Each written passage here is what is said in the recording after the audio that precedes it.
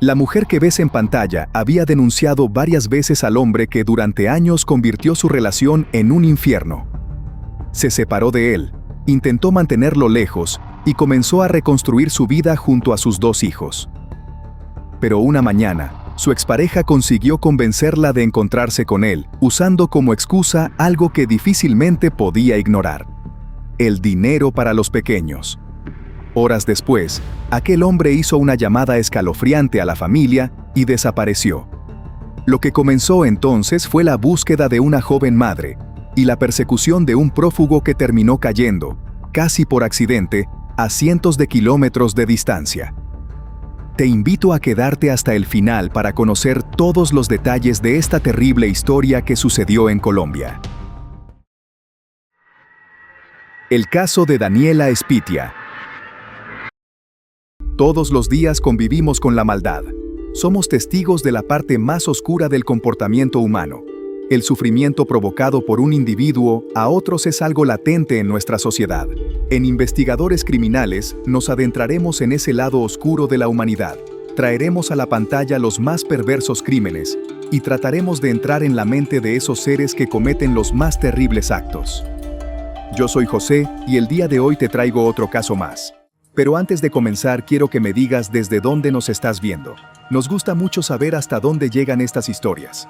Tampoco olvides dejar tu me gusta y compartir este video si crees que a alguien más le puede interesar. Y ahora sí, comencemos.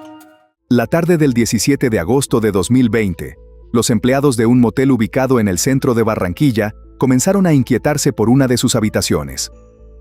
Horas antes, una joven había ingresado acompañada de un hombre, pero cerca de 2 horas después, él apareció solo en la recepción. Cuando una trabajadora le preguntó por su acompañante, respondió con tranquilidad que ella saldría pronto porque todavía estaba terminando de cambiarse. Luego abandonó el establecimiento. El tiempo pasó y la joven nunca salió. Los trabajadores tocaron varias veces la puerta, pero nadie respondió. Finalmente decidieron abrir y encontraron a una mujer tendida sobre la cama, cubierta por una sábana y con una almohada sobre la cabeza. Había una gran cantidad de sangre y, en el suelo, encontraron el pico roto de una botella. Los empleados alertaron inmediatamente a las autoridades.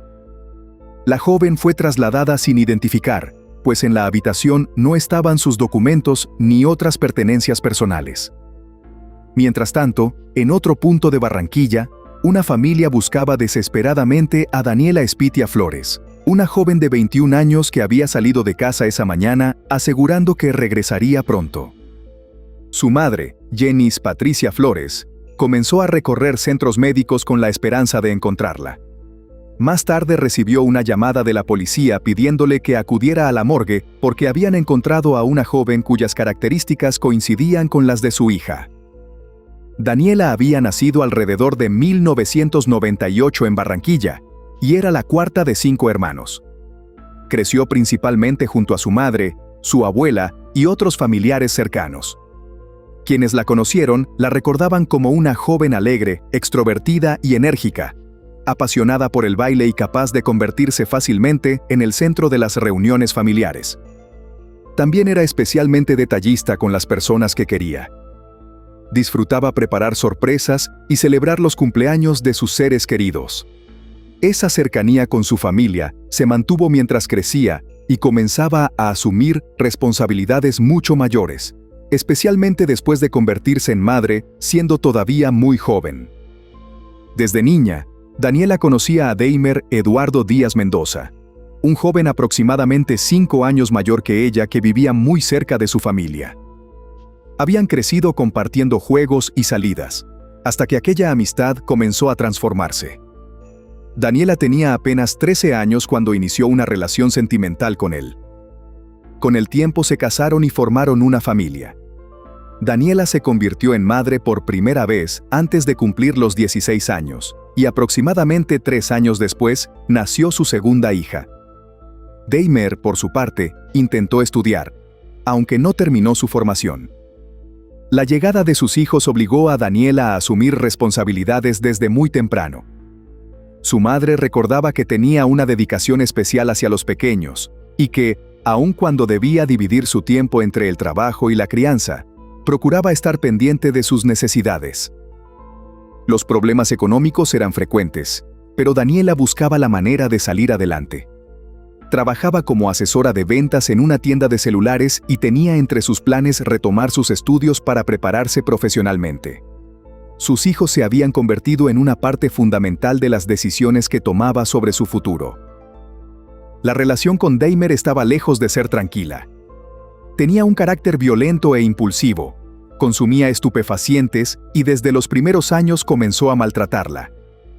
Con el tiempo, las agresiones se hicieron más graves y estuvieron acompañadas de amenazas. Daniela llegó a escuchar de Dahmer que algún día la mataría y después huiría. La situación terminó volviéndose insoportable, y en 2018 decidió separarse. Pero el fin de la relación no terminó con el hostigamiento. Dahmer continuó buscándola y los episodios de violencia llevaron a Daniela a recurrir a las autoridades en varias ocasiones. Daniela intentó mantener a Dahmer lejos de su vida, pero terminar la relación no significó terminar con los problemas. Según su familia, él continuaba buscándola y la tensión entre ambos seguía marcada por episodios de violencia y amenazas.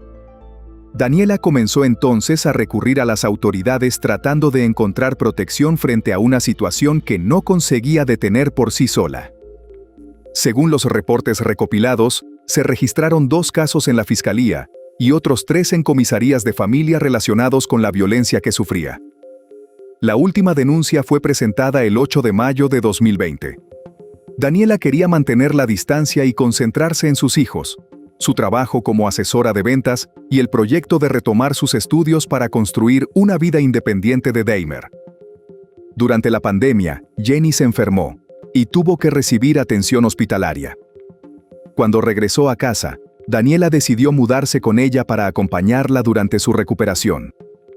Su madre recordaría que uno de los grandes temores de Daniela era perderla, y que incluso llegó a suplicarle que nunca muriera, porque sentía que no sabría cómo continuar su vida sin ella. El confinamiento terminó acercándolas todavía más. Daniela, su hermana Eliana y Jenis buscaban maneras sencillas de distraerse. Confeccionaban muñecas de trapo, experimentaban con recetas que encontraban en internet y preparaban postres y comidas que desde hacía tiempo querían probar. También pasaban largas horas conversando y riendo juntas, disfrutando de una cotidianidad familiar que ayudaba a hacer más llevadero el encierro. El domingo 16 de agosto, Dahmer volvió a comunicarse con Daniela. Utilizó como motivo el dinero correspondiente a la manutención de sus hijos. Daniela estaba cansada de su insistencia y no quería encontrarse personalmente con él, por lo que le respondió que, si realmente deseaba cumplir con su responsabilidad como padre, debía buscar otra manera de hacerle llegar el dinero. Dahmer continuó insistiendo hasta conseguir que aceptara verlo. A la mañana siguiente, lunes 17 de agosto, Daniela salió de casa sin explicar exactamente a dónde se dirigía y aseguró a su familia que no tardaría en regresar. Antes pasó por la vivienda de una vecina que acostumbraba a ayudarla con el cuidado de sus hijos, y dejó a los pequeños bajo su responsabilidad. Después siguió su camino para encontrarse con Dahmer. Desde el momento en que Daniela salió aquella mañana, su familia dejó de tener noticias de ella. Las horas comenzaron a pasar sin que regresara y tampoco lograban comunicarse con ella. La preocupación creció hasta convertirse en desesperación, mientras sus familiares trataban de averiguar dónde podía estar. Para entonces, en el centro de Barranquilla, las autoridades ya investigaban la muerte de la joven encontrada horas antes en aquella habitación. Una vez confirmaron que se trataba de Daniela, comenzaron a reconstruir sus últimos movimientos y a determinar quién había sido la persona que estuvo con ella antes del crimen. Los investigadores comenzaron por los empleados del motel.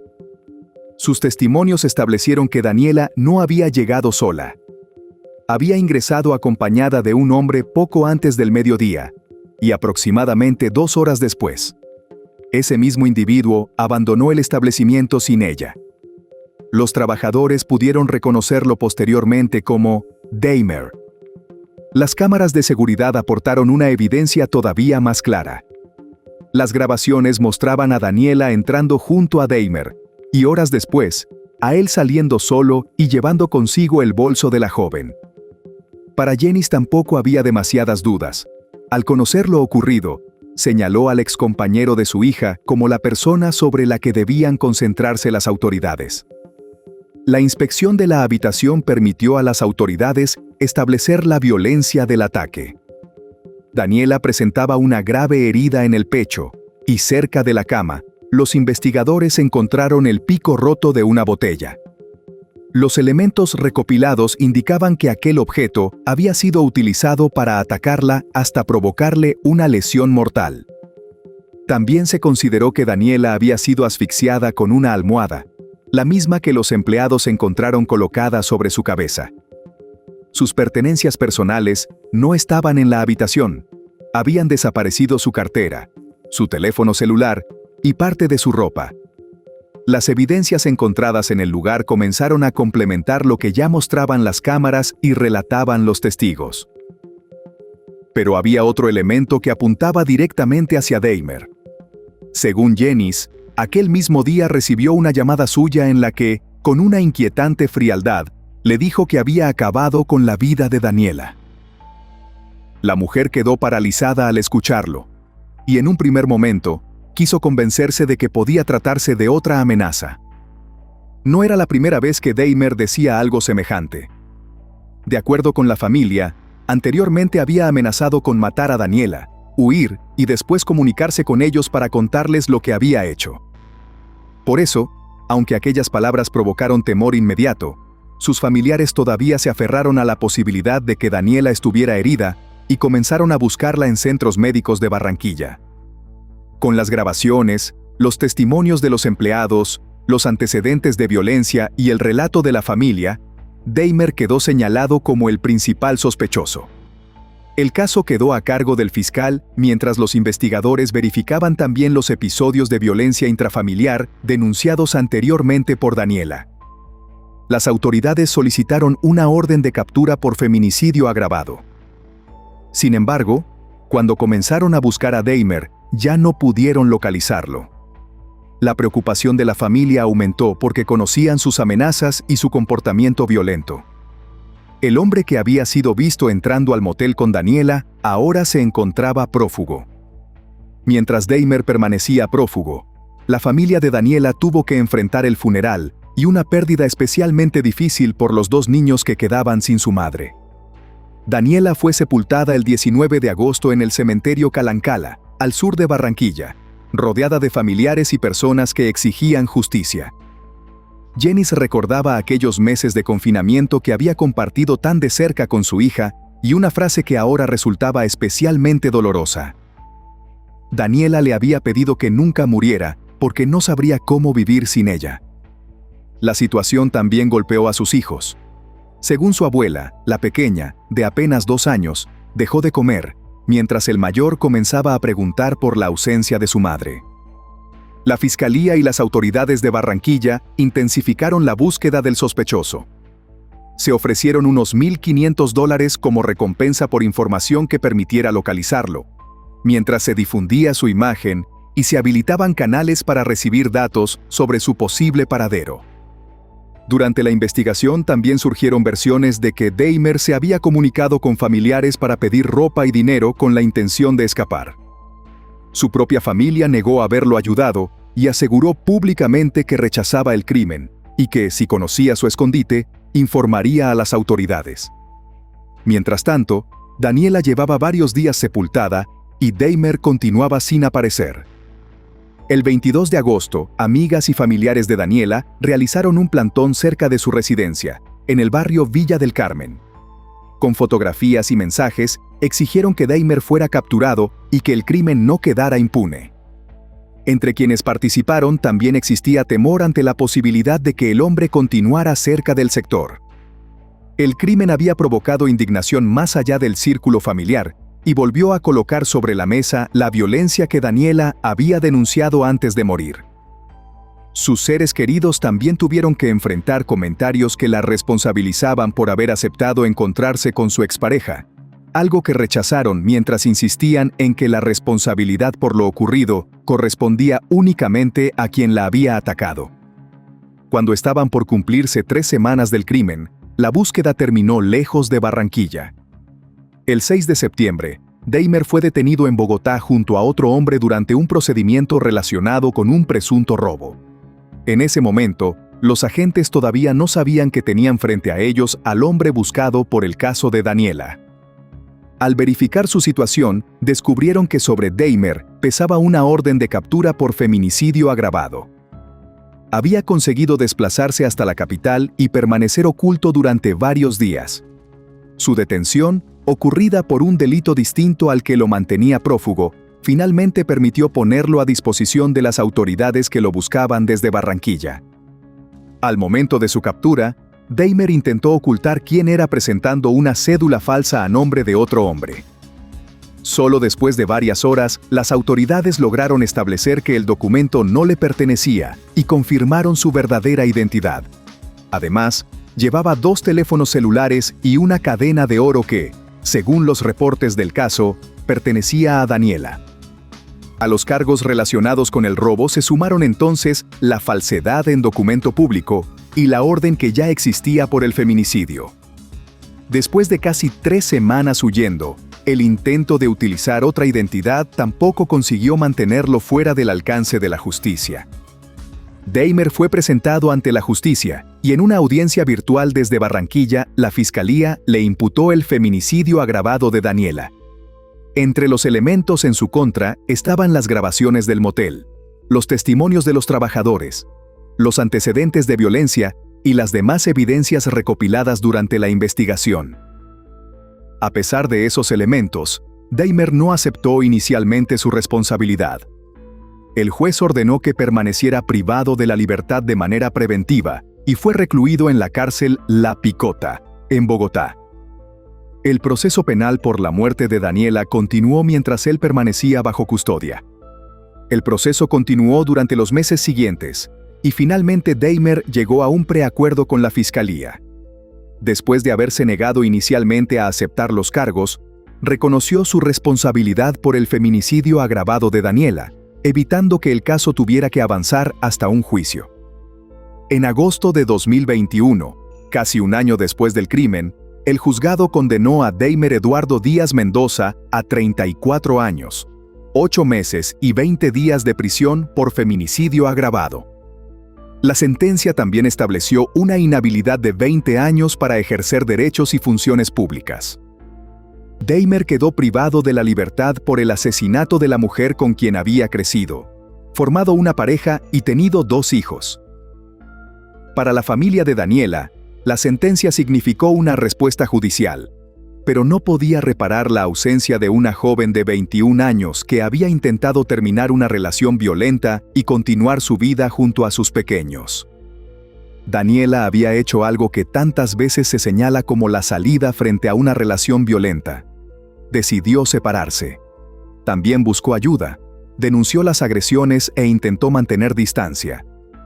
Pero ninguna de esas decisiones consiguió detener a un hombre que, según su familia, llevaba tiempo amenazándola. Su crimen dejó a 2 niños sin su madre y a una familia preguntándose qué más podía haberse hecho para protegerla. Y aunque Dahmer finalmente recibió una condena de más de 3 décadas de prisión, el caso deja una reflexión mucho más incómoda. Una amenaza reiterada nunca debería convertirse en algo cotidiano, ni una denuncia quedar reducida a un simple antecedente cuando existe una persona que teme por su vida. Quiero conocer tu opinión sobre este caso. ¿Crees que las denuncias previas de Daniela debieron provocar medidas de protección más contundentes? ¿Consideras que las amenazas de Dahmer mostraban con suficiente claridad el peligro que ella enfrentaba? ¿Hasta qué punto puede fallar un sistema cuando una mujer denuncia, se separa de su agresor y aún así termina siendo una víctima? Te leo en los comentarios. Hasta nuestra próxima historia. Y bueno, querida audiencia, hasta aquí una investigación más. ¿Qué opinan del caso de hoy? Nos gustaría mucho leer sus comentarios, ya que su opinión sobre los casos es muy importante para nosotros. Recuerden siempre hacerlo con el máximo respeto posible. tanto para la víctima como para los demás espectadores y nosotros que los estaremos leyendo. Antes de irte, deja tu me gusta y suscríbete si aún no lo estás. Tampoco te olvides de compartir este video si crees que a alguien que conoces le puede interesar. Nos vemos hasta otra investigación criminal. Adiós.